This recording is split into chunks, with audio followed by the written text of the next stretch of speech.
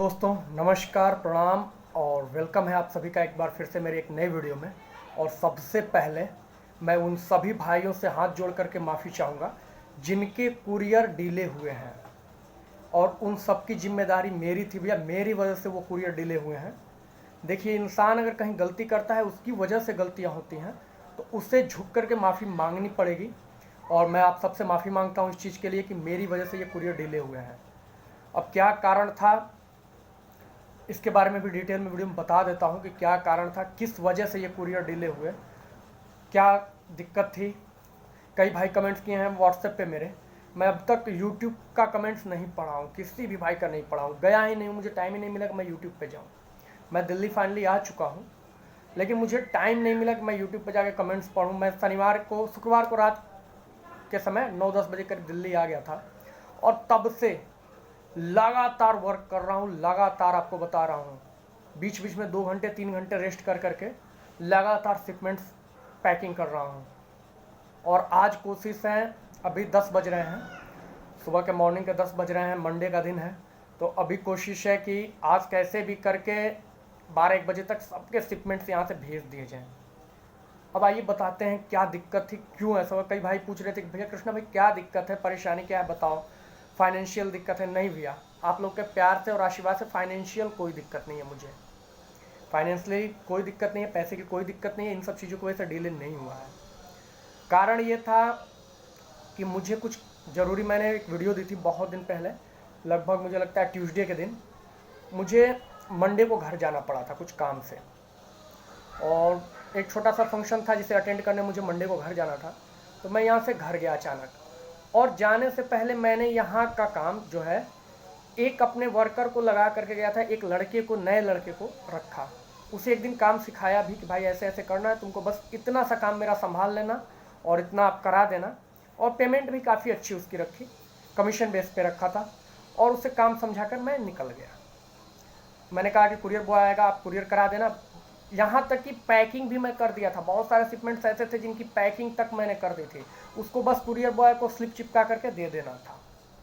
लेकिन वो पूरी तरह से बंदा फेलियर साबित हुआ मेरे लिए। मतलब आपको बता रहा हूँ कि जिस दिन मैं गया 34 ऑर्डर मेरे पास थे, 34, और 34 ऑर्डर मैं पैक करके गया था, सारी चीज़ें करके बस स्लिप चिपका कर उसको कुरियर कराने थे कुरियर बॉयज़ को, और उसमें से वो मात्र और मात्र 6 करा पाया। टोटली उस बंदे ने 6 ही काम किया है, बाकी सब कुछ वैसा का वैसा पड़ गया था।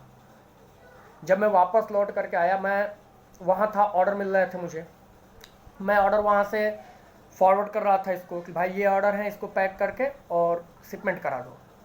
लेकिन ये जो लड़का था पूरी तरह से फेलियर साबित हुआ, इसने मतलब 6 के अलावा एक अधिक शिपमेंट नहीं करा पाया। मैं समझ गया कि अब ऑर्डर लेना बेकार है। और सबसे बड़ी दिक्कत हुई क्या, मैं जब घर गया था तो वहाँ से मुझे तुरंत आना था, रिटर्न मतलब एक दिन रुक करके नेक्स्ट डे ही मेरी बस थी। अब घर जाने के, चूँकि आप लोग समझ रहे होंगे अपने परिवेश में, हम अपनी चीज़ों को जान रहे हैं कि हम कितने जिम्मेदार हैं, क्या चीज़ें हैं, हमारे ऊपर कैसा लोड है, कितना वर्क लोड रहता है, किस हिसाब से मैं काम करता हूँ, ये मैं समझता हूँ। घर वाले इस चीज़ को नहीं समझते हैं भैया, उनके लिए बच्चा ही हूँ, अरे इतना लोड है, अभी जाना है, अभी ये काम है, थोड़ा सा ये काम देख लेते, घर आए हो, क्योंकि पिताजी किसान हैं, तो बस बोले ये काम थोड़ा देख लेते, तुम नहीं रहोगे तो नहीं हो पाएगा, कभी दिल्ली रह रहे हो, कभी गोरखपुर रहते हो, और कितने दिनों से बाहर हो, ये काम छूटा पड़ा हुआ है, इसे देख लो, थोड़ा करा दो ये काम। तो ऐसे तमाम छोटी छोटी चीज़ें थी, जैसे हम लोग के इंडियन फैमिली में होती हैं, हर जगह ऐसा होता है, ऐसा नहीं है, कुछ काम ऐसे होते हैं जो आप कर सकते हो, पैसा कितना भी लगा लो वो काम नहीं हो पाएगा, वो काम आप ही करोगे, उसकी जिम्मेदारी लेकर के आपको वो काम करना है। तो मैं घर गया तो कई सारी चीज़ें ऐसी छूटी पड़ी हुई थी जिन्हें मुझे कराने थे। तो घर वालों ने बोला कि भैया करा दो, करा करके 2 दिन का वक्त लेकर चले जाना, कोई दिक्कत नहीं है। तो मैं सोचा चलो लड़का वहाँ रखा हूँ, काम कर रहा है, तब तक मैं इन कामों को निपटा लेता हूँ। अब ना वहाँ का काम निपटाने के चक्कर में 2 दिन के लिए मैं समझ रहा था चीज़ों को कि दिक्कत तो आनी ही आनी है, अगर वो नहीं कर पाया, फेल हुआ लड़का, तो मुझे दिक्कत आनी है, और वही चीज़ हुआ। वहाँ की चीज़ें संभालने के चक्कर में यहाँ दिक्कत आ गई, और कुरियर जो थे वैसे के वैसे पड़े रह गए। मुझे मतलब बता रहा हूँ कि मैं यहाँ आया तो मुझे 3 घंटे समझने में लगे कि कौन कौन सा इसने भेजा है, कौन कौन सा नहीं भेजा है। 3 घंटे से ऊपर लगे, 4 घंटे मुझे एक एक चीज़ मिलाने में, समझने में। मतलब माथा एकदम भारी हो गया था, सर एकदम वो होता है ना कि एकदम यार ये क्या हो गया है, कितने सारे शिपमेंट्स मैं कैसे करा पाऊँगा। फिर मैंने हिम्मत रखा, कहा चलो होगा, सब होगा। और कोई वीडियो नहीं, कोई चैट नहीं, किसी के साथ कोई कंट्रोवर्सी नहीं, सीधा फोकस किया अपने काम पे। और अपने काम पे फोकस करके लगातार भैया, आपको यकीन नहीं होगा, शनिवार के सुबह के 4 बजे से मैं मेहनत कर रहा हूँ। शनिवार को पूरे 4 बजे सुबह से मैं मेहनत करते करते पूरे शनिवार को जितने शिपमेंट्स हो सके मैंने निकलवाए और शनिवार के दिन तक काम किया। फिर संडे आ गया, संडे को कुरियर जा नहीं पाए थे, मैं समझ रहा था कि संडे को कुरियर जाएंगे नहीं। फिर मैंने कहा कि चलो कुरियर जाएंगे नहीं, कम से कम पैकिंग तो हो जाएगी। सारी कुरियर के लाइन से पैकेजिंग किया मैंने, पूरा संडे का दिन भर 24 आवर ही मान लीजिए एक तरह से वर्क। कभी 2 घंटे सो रहा था, आराम कर रहा था, फिर वर्क कर रहा था। तो पूरा वर्क करके और संडे को भी कल का दिन पूरा निकाला है मैंने काम करने में। और आज भी सुबह से 2 बजे से काम कर रहा हूँ, मॉर्निंग के 2 बजे से फिर काम कर रहा हूँ। और अभी 5-6 बच्चे होंगे, बाकी आप देख सकते हैं अपना फ़ोन खोल करके, सब पे मैसेज चले होंगे, ट्रैकिंग आईडी जो मांग रहे होंगे भैया, तो सबके फ़ोन पे मैसेज जरूर गया होगा। जो नंबर आप देते हो मेरे को कि भैया ये नंबर कुरियर में मेंशन कर देना, उस पर मैसेज एक चला गया होगा आपके शूज़ यहाँ से निकलने का। 5-6 शूज़ और बाकी हैं जो कि अभी मैं जा रहा हूँ करने। तो अभी थोड़ा पानी उनी पीने के लिए मैंने उठा तो सोचा कि इतने मैसेज मैं देख रहा था, जब व्हाट्सएप में आपका एड्रेस फिल करने का निकाला तो भैया क्या बात है, रिप्लाई तो करो, ये करो। सबको रिप्लाई करने का मतलब कुछ नहीं। शुक्रवार से मैंने नए ऑर्डर भी बंद कर दिए थे। नया ऑर्डर जिन भाइयों को करना होगा, मतलब जो ऑर्डर करना है, जिन्हें शूज चाहिए भैया, आज शाम के बाद, मतलब आज 5-6 बजे के बाद ही ऑर्डर ले पाऊंगा। अभी तो मैं ये काम जैसे ही कुरियर बॉय को दे लेता हूँ, उसके बाद जी भर के सोऊंगा, रेस्ट करूंगा, उसके बाद शाम के बाद ही नए ऑर्डर लूँगा। शुक्रवार से मैं किसी को ऑर्डर नहीं ले रहा हूँ। कारण ये है कि इतना लेंदी काम पड़ा हुआ है, इतना ज़्यादा शिपमेंट्स हो गई हैं कि शुक्रवार से मैंने कोई नया ऑर्डर नहीं लिया है। इसका हालांकि मुझे ही नुकसान हुआ है, मुझे नुकसान हुआ है। कई भाइयों का ऐसा है कि उनको शिपमेंट पहुंच जानी चाहिए थी, तो उनकी दिक्कत के लिए भी मैंने, जिनको समझ में आया, एक भाई थे उनका मुंबई में शायद रहते हैं और उन्हें बिहार आना था और उन्हें चाहिए थे, उन्हें ये शूज़ चाहिए थे। तो मैंने उनको वॉइस मैसेज भेज रखा है, भैया आप मुझे को बिहार का ऑर्डर दो, सॉरी एड्रेस दो।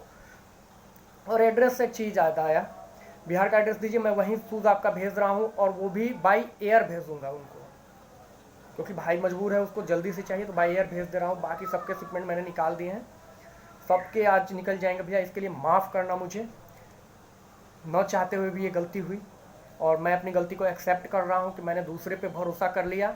और वो बंदा, ये कहते हैं ना लोग कि बेरोज़गारी है, बेरोज़गारी कहीं नहीं है ब्रदर, लोग काम नहीं करना चाह रहे हैं।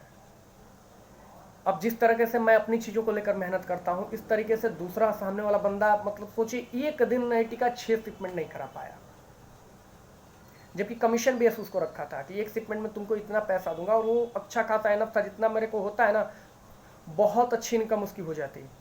लेकिन बोल रहा है कि मेरे को तो समझ में ही नहीं आ रहा है भैया, गलती हो जाएगी। मैं कहा अगर नहीं समझ में आ रहा मेरे भाई तो रहने दो, नहीं तो तुम ज़्यादा नुकसान मेरा कर दोगे। अगर गलत शिपमेंट भेज दिया तो फिर वहाँ से रिटर्न मंगाओ, फिर भेज दो, तो बहुत सारी दिक्कतें आ रही थी। तो मैंने कहा कि रहने दे भाई, नहीं समझ में आ रहा है तुम छोड़ दो, कोई दिक्कत नहीं है।